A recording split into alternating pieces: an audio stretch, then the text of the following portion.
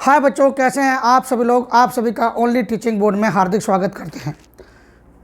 आज हम लोग बेटे फिजिक्स में चैप्टर 2 गॉस की प्रमेय के अनुप्रयोग चल रहे थे, उसी के आगे बेटे पढ़ेंगे। ठीक है बेटे, एक बार भी बच्चे एक बार वीडियो को लाइक कर दो और शेयर कर दो, और चैनल को बेटे आपने अभी तक सब्सक्राइब नहीं किया है तो बेटे अवश्य कर लीजिएगा। आज बच्चों गॉस के नियम के अनुप्रयोग में थ्योरम चल रही थी, आवेशित चालक के ठीक बाहर वैद्युत क्षेत्र की तीव्रता। आवेशित चालक के ठीक बाहर वैद्युत क्षेत्र की तीव्रता का व्यंजक बच्चों ज्ञात करेंगे।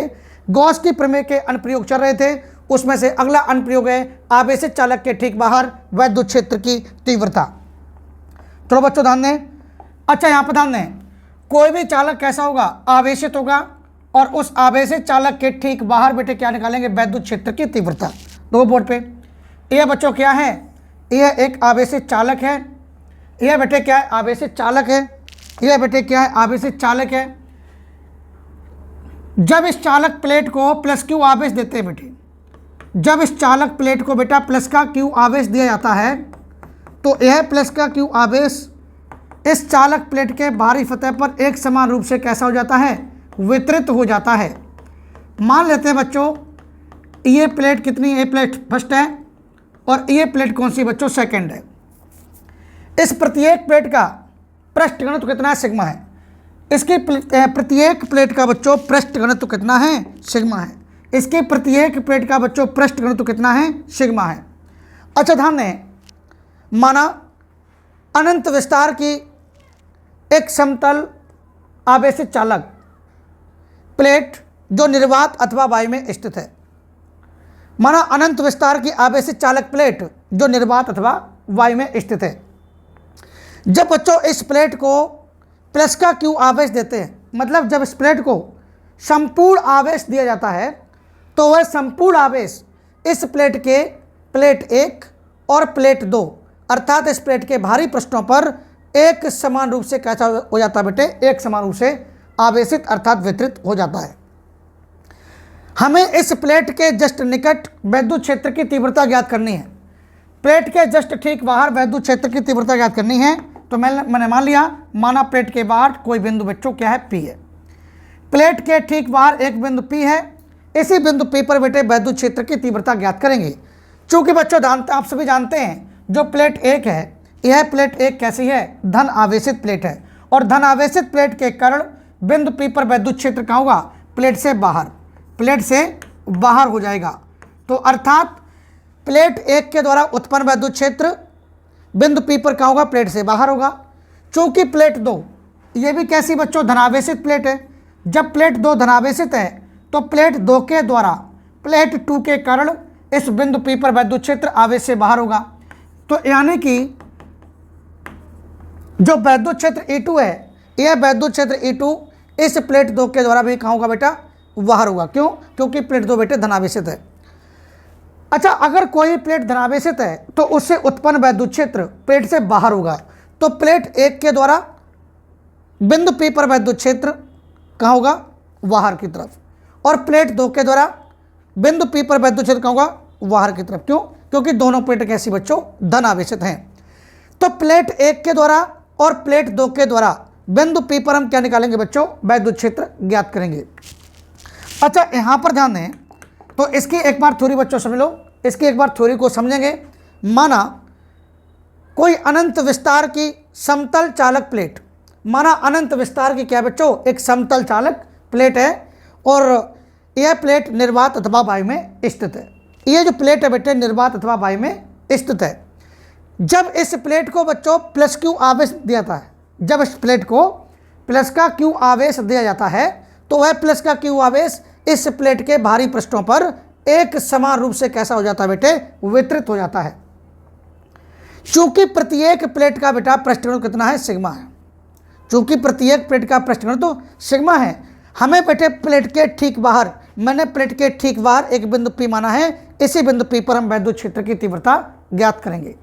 तो सबसे पहले निकालेंगे प्लेट 1 के कारण बिंदु P पर उत्पन्न वैद्युत क्षेत्र कितना है, E1, और प्लेट 2 के द्वारा प्लेट 2 के कारण बिंदु P पर वैद्युत क्षेत्र कितना है, E2। तो सबसे पहले निकालेंगे इस प्लेट 1 के द्वारा बिंदु P पर वैद्युत क्षेत्र। ठीक है बेटा, चलो ध्यान दें। तो सबसे पहले ज्ञात करेंगे प्लेट एक के कारण, प्लेट एक के कारण, यानी कि प्लेट एक के कारण बिंदु P पर वैद्युत क्षेत्र की तीव्रता कितनी होगी बच्चों, बताओ बेटे। अब प्लेट एक के द्वारा इस बिंदु P पर उत्पन्न वैद्युत क्षेत्र कितना है, E1। अच्छा, प्लेट के जस्ट निकट अथवा प्लेट के ठीक बाहर बिंदु P पर उत्पन्न वैद्युत क्षेत्र कितना होता है, मैंने आपको बताया था समतल चादर के निकट अथवा समतल प्लेट के निकट उत्पन्न वैद्युत क्षेत्र होता है बेटा E equal sigma upon 2 epsilon not. तो इस प्लेट एक के द्वारा बिंदु P पर वैद्युत क्षेत्र कितना होगा, E1। तो E1 बराबर बच्चों कितना बनेगा, ये बन जाएगा E1 बराबर सिग्मा अपॉन 2 एप्सिलॉन नॉट। ठीक है बेटा, अब आगे ध्यान दो, इसी के जस्ट आगे अब बेटे निकालेंगे प्लेट 2 के द्वारा इस प्लेट 2 के कारण बिंदु P पर उत्पन्न वैद्युत क्षेत्र कितना बेटा, E2 है। चूंकि प्लेट 2 के द्वारा, चूंकि इंप्लाइज दैट प्लेट 2 के कारण, प्लेट 2 के कारण कहाँ पर बच्चों, बिंदु P पर वैद्युत क्षेत्र की तीव्रता कितनी बनेगी, वैद्युत क्षेत्र की तीव्रता कितनी बन जाएगी, बताओ बेटा। प्लेट 2 के कारण बिंदु P पर वैद्युत क्षेत्र कितना है, E2।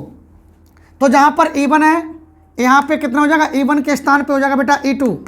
कितना हो जाएगा, E2 हो जाएगा। मैंने आपको बताया था किसी प्लेट के निकट किसी बिंदु पर वैद्युत क्षेत्र की तीव्रता कितनी होती है।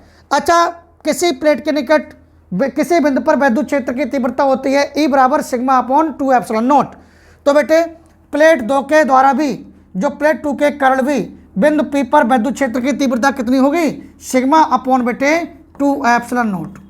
ठीक है भाई, ये कंडीशन फर्स्ट है और ये कंडीशन सेकंड। अब आगे ध्यान दो, इसी के जस्ट आगे, चूंकि आप सभी जानते हैं प्लेट 1 के द्वारा और प्लेट 2 के द्वारा बिंदु P पर टोटल वैद्युत क्षेत्र कितना है, E1 और E2। यानी कि चूंकि E1 और E2 एक ही दिशा में है, चूंकि E1 E2 एक ही दिशा में होने के कारण बेटे बिंदु P पर वैद्युत क्षेत्र की तीव्रता जुड़ेगी। यानी कि यहां पर मैंने लिखा है कुल परिणामी तीव्रता बिंदु P पर कुल परिणामी वैद्युत क्षेत्र की तीव्रता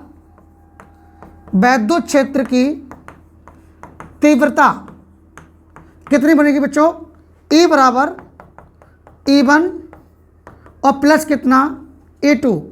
यानी कि चूंकि E1 और E2 एक ही दिशा में होने के कारण बिंदु P पर वैद्युत क्षेत्र की तीव्रता बच्चों जुड़ जाएगी। तो कितनी बनेगी, यहाँ पर यहाँ रखो बेटा E1 का मान रखो। तो E1 का मान कितना है, यहाँ पर E1 का मान sigma upon 2 epsilon not, E बराबर सिग्मा अपॉन 2 एप्सिलॉन नॉट। और E2 कितना है, sigma upon 2 epsilon not, sigma upon 2 epsilon not. तो कितना बन जाएगा, ये बन जाएगा बच्चों E बराबर, हर समान है तो एलसीएम कितना रहेगा बेटा, 2 एप्सिलॉन नॉट। तो सिग्मा और सिग्मा कितना, 2 सिग्मा और 2 से 2 कटा, तो यहाँ पर बना सिग्मा अपॉन एप्सिलॉन नॉट। तो कितना व्यंजक आएगा बेटा, ये जो व्यंजक बन जाएगा, ये व्यंजक बन जाएगा, कितना बन जाएगा बेटा, यहाँ पर बचा E बराबर सिग्मा अपॉन एप्सिलॉन नॉट। ठीक है भाई, यहाँ पर जो हमारा व्यंजक बना है, ये बना है कितना व्यंजक बना, E बराबर सिग्मा अपॉन एप्सिलॉन नॉट, ये व्यंजक बनेगा।